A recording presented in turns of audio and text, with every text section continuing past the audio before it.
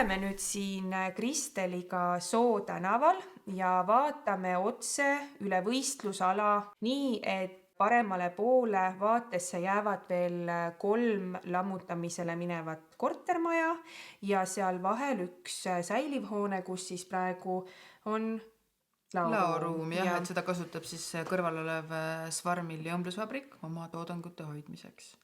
Et see jääb siis alles. Ja kui need 3 maja eest ära saavad ja kui me nagu vaatame üle selle territooriumi niimoodi lõpuni nagu välja, on 2 alal siis juba Kiviõli linn lammutanud omal ajal need hooned kõik ära. Et ongi nagu tühjad väljad, mida omavalitsus siis suviti ainult niidab.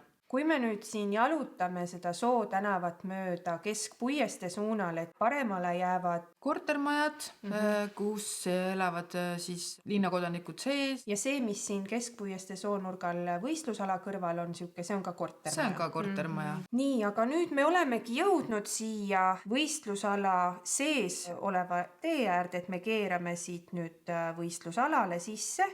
Jah, et eks vaatepilt ei ole just suurem asi hetkel, et aknad on tühjad ja kardinad lehvivad, püüame oma jõududega nii palju kui võimalik alt kinni panna, aga eks noortel on põnev ja huvitav ikka sinna turnima minna.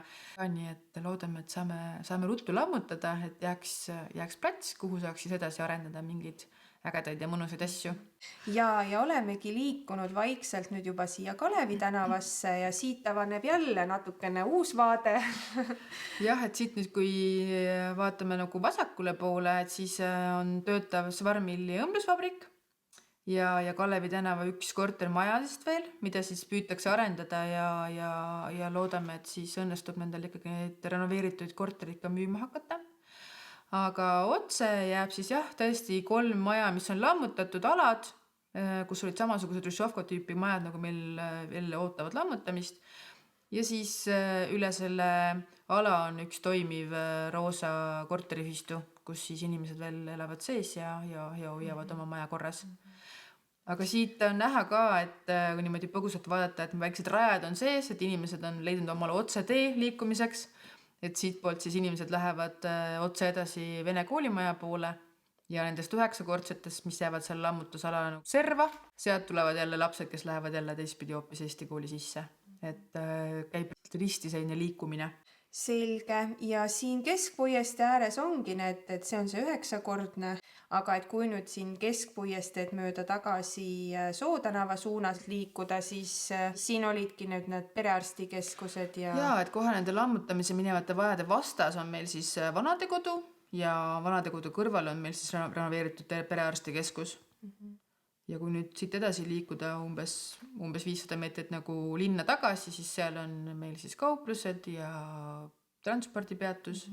Need majad, mida me lammutama püüame hakata, seal on kõik siis elamumaja rajoonid ja teisele poole jäävad siis endine küpsisevabrik ja praegu toimiv siis õmblusvabrik. Et nagu täpselt 2 piirkonna vahele, tööstuse ja elamu vahele on see ala tekkinud. Selles mõttes väga põnev ala, jaa. Kuna see ala on olnud tõesti kortermaju ennem täis, siis maa sees on olemas kõik kommunikatsioonid. Et on olemas elektrisüsteemid, on olemas järjepiopuhastuse poolt paigaldatud uued veetrassi, kanalisatsioonitrassid, nii et siia saab nagu välja mõelda kas veega, mingid tegevusi näiteks või siis, kui on vaja seda vett kuhugi ära juhtida, kanalisatsioon on olemas ja elektrit siis saab ka, et olekski, võib mõelda väga laialt, noored, vanad, loomad, kellele kõigile võiks siin nagu midagi põnevat olla. Et selles mõttes väga multifunktsionaalsete võimalustega ala. Just.